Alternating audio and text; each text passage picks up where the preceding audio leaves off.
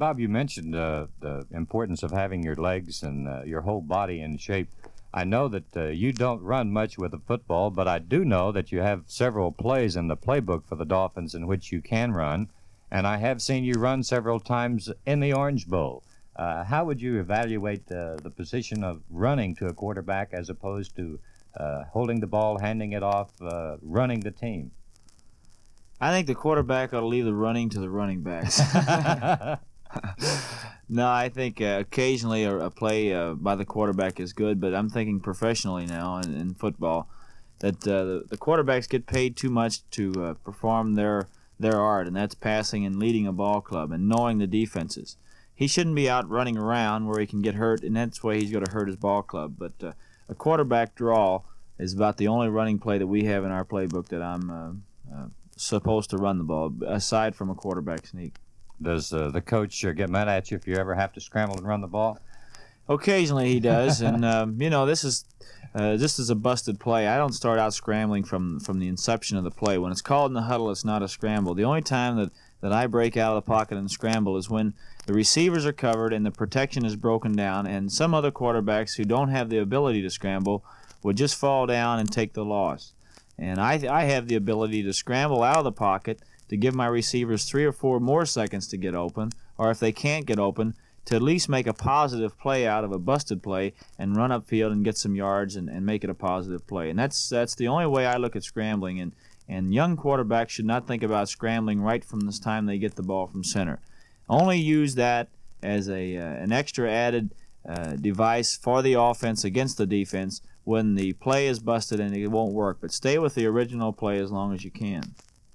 Bob, how important would you say it is to know every single individual strength or weakness of your teammates? Well, when you quarterback professionally and you do it for a living, it just goes without saying that you know whatever they can do best and what they can't do best. You almost have to follow them to their homes and find out how good a cook they are and how poor a cook they are. But for younger boys, it's tough because they have a lot of schoolwork to get in high school and in college, and it's tough for them to devote as much time as I do and professional quarterbacks do. But the big thing is the time that they do devote to football, to know your offensive people as well as you can. Know your wide receivers and what patterns they run best and which patterns they run not so well, so they can feature those patterns and not call the patterns that they don't run.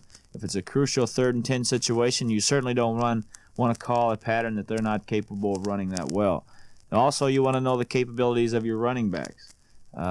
Do they run better wide than they do inside? Do they run better to their right or to their left? Do they block well for each other? Is one a stronger blocker than the other? Your offensive line, you got to know who your best blocking offensive lineman is, both on a run and on a pass. You got to know who to give your help to on a pass play. If you go to keep a back in, you got to know which lineman to help out. You have to know everything about your offensive people, and this makes your play calling more selective and helps out in the long run. How would you say a young quarterback ought to feel about whether a coach sends the plays in or calls the plays from the sideline or lets him call his own plays? I don't think a young quarterback should be embarrassed or put out any if a coach calls the plays from the sideline. We had this situation in college, in fact. They called the plays for me, and I appreciated it because I was just a young quarterback, didn't have the time to devote that I do now to learning the game, to studying the films, to knowing my offense and defensive personnel inside and out. I had to study. I had to go to classes. The coaches were at football 100% of their time, and they knew what they were doing, and they called the plays. And if a quarterback feels that he's capable of calling them, fine. But a lot of times, young people aren't capable. And if the coach is capable of doing it, I would say that the quarterback should go along with whatever the coach decides. Let's talk about another facet of quarterbacking, Bob.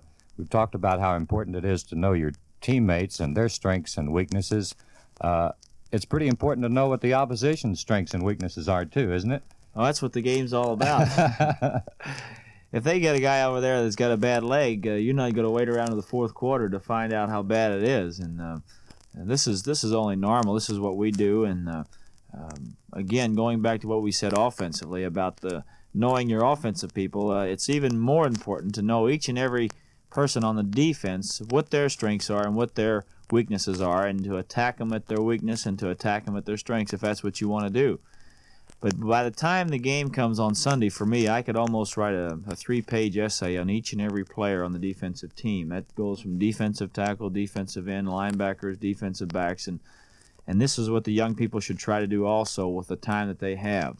Find out who is their best ball player and who is their weakest, and know who your weakest and who your strongest ball players are, and then try to put your strengths against their weaknesses and to attack them that way. You don't want to knock your head against a brick wall trying to get through it if you can walk around it and beat them the same way. So you want to know what their weaknesses is and how to beat them the easiest way. Bob, thinking back to when you were 14 and just beginning your career as quarterback, how much time do you remember spending studying for your position and working at it? Not a whole lot. I was more involved in my studying than I was studying my classes than I was studying football. But the big thing I think I did was each and every day that I was out on the football field, I devoted 100% to whatever I was doing. If I was in the classroom, most of the time I was listening to what the teacher or the instructor was saying. If I was out in the hall talking with some of my friends, I was 100% involved in that. When it came time for football practice, I forgot about the friends and the social life. I forgot about the classes, and I went out and I did the best I could and gave 100% attention to what the coach was saying and to what we were trying to do on the field that day. And I think this is very important. You don't have a lot of time to devote to it, but the time that you do, you certainly want to get 100% of the time that you're spending doing it. So that's probably the best thing that I can say for a young person who doesn't have a lot of time to devote to his football, to the time that he does have, and he is out there on the football field, to pay attention and to give it 100%. Would you say that this held true right through your days at Purdue, up until you became a professional full-time quarterback, Bob? Exactly. The same way at Purdue when I was in classes, 100% there and out on the football field, and any extra time when I was studying football was 100%. Now that I don't have any classes to study, I go 100% all the time on football, and during the football season, it kind of gets some long days and some long weeks. So in the off season, I try to get away from it, and that's how I get my diversity. And as far as football, conscious all the time, and then in the off season, I forget about it completely. Now, during football season, Bob, I've seen you walking around with a book about 2.5, 3 inches thick under your arm. These young fellows that are learning the quarterback position, they have a lot of plays to learn. But you also have for games what you call a short list, don't you? That's correct. We have a whole list of football plays, and a lot of people who don't know much about football say, geez, that must be a lot of plays to remember. Well, it all fits into a pattern, and it all fits into a scheme, and it doesn't take a whole lot of studying to put every one of those plays in your head, and after a while, you don't even look at the book. It's just something that's there, and it's if you carry it around, it's just, a 10-pound piece of luggage that you have to carry around because you don't need it. You've got it in your head, and that's where you should have it. But that's the important thing, and during the season, we don't have all those plays in for each game. We'll go to them and pull out 4 or 5 of the plays that we feel that will work best and use those and feature those plays. And some of the plays that are in the playbook may not work this next week, so we'll keep those for a future game. Right. Bob, we've talked about the position of quarterback. Would you mind summarizing your thoughts for the young men who might be listening to us right now? Well, first of all, I think conditioning is probably one of the most important things. You can't go out and do anything unless you're in shape for it, and this is the first thing that I do each and every year before I even start throwing is I start running and try to get my wind and also my legs in shape. So overall conditioning is very important. Of course, the proper coaching and learning, this is very important also, and if one quarterback has a good coach and another quarterback has a coach that isn't so well-versed in quarterbacking, the first quarterback, no question about it, is going to have an advantage over the second. But if the second quarterback is capable of learning a little bit quicker and a little bit better and understands if his ears are as big as elephant ears when something is said and he can remember as well as an elephant, then he's going to be better off than the first boy. So proper coaching and learning is very important also. Dedication and desire, I can't say enough about that. We talked a little bit about that briefly, about dedication whenever you're on the football field, 100% to what you're doing. And desire, always wanting to be the best at whatever you're doing. And this is what life is all about, not only football. anything that you do, you want to be the best at it. And if you're not happy with what you're doing and you don't want to be the best, then you better get out of that profession and get into something else. Concentration is very important. Always knowing what you want to do and how you're going to go about doing it. I remember in my rookie year, I was playing in a ball game and I saw the defense doing something, and I knew what I wanted to do, and I didn't know how to call it to get it done. And that's the last time that I ever went into a professional football game without being prepared. And concentration plays a big part of it.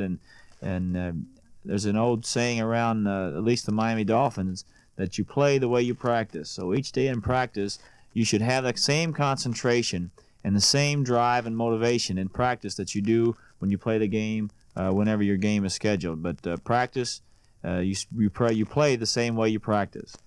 And then finally, I think you should be able to throw the football, no question about it. The things that we talked about, working on your release, working on getting set up as fast as you can away from center, working on your techniques of handing off, of being the quarterback, of having the leadership in the huddle. The controlling the huddle is one of the most important things a quarterback does, because when he steps in the huddle, he should own it, and he should know each and every person in that huddle what they can do and what they can't do best. And he should tell them what to do and get them out of the huddle, get them up the line of scrimmage, call the play. If it's going to be a pass play, get back quick, set up and throw, and practice your throwing. If it's going to be a running play, he should take the ball from center, keep it into his midsection, and wheel and deal from there, and not have the ball knocked out of his hand by one of the defensive people coming in or one of the running backs going by that he's faking the ball to. But it's tough to explain quarterbacking in such a short time, but I think we've covered most of the important parts. Thank you very much, Bob Griese.